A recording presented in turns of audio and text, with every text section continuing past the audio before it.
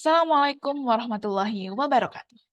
Pada kesempatan kali ini, saya akan mempresentasikan hasil penelitian yang berjudul Hubungan Program Prioritas Desa dengan Struktur Ekonomi Lokal. Studi tingkat desa di Maluku Utara. Desa, sebagai level pemerintahan yang paling rendah, mendapat kewenangan dari pemerintah pusat untuk mengelola program dana desa secara mandiri melalui sistem desentralisasi fiskal. Pemberian kewenangan ini perlu diidentifikasi.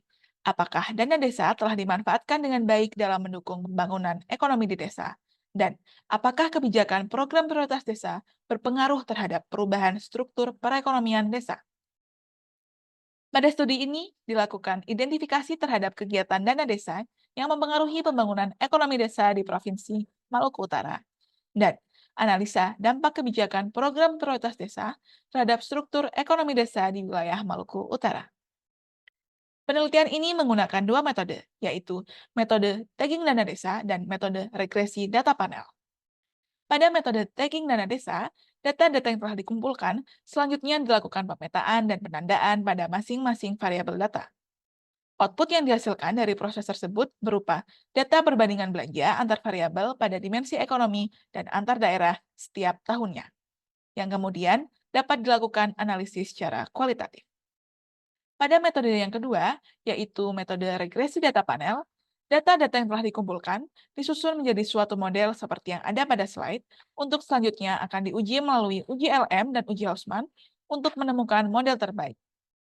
Hasil dari penelitian menggunakan metode tagging dana desa menunjukkan bahwa kegiatan dana desa pada dimensi ekonomi sebagian besar digunakan untuk mendukung keterbukaan wilayah melalui pembangunan infrastruktur, terutama pada masa sebelum pandemi COVID. Sedangkan pada masa pandemi, prioritas penggunaannya bergeser untuk program pemulihan ekonomi. Hal ini menunjukkan bahwa pemanfaatan dana desa telah sesuai dengan pedoman pemerintah tentang prioritas penggunaan dana desa. Lebih lanjut, share belanja ekonomi di Kabupaten Pulau Morotai lebih rendah dibandingkan dengan daerah-daerah lainnya.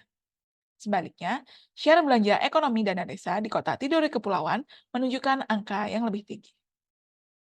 Selanjutnya, hasil dari penelitian menggunakan metode yang kedua, yaitu metode regresi data panel, menunjukkan bahwa adanya kenaikan dana desa dan keberadaan BUMDes menurunkan komposisi tenaga kerja sektor tersier, serta menaikkan komposisi tenaga kerja sektor primer dan sekunder.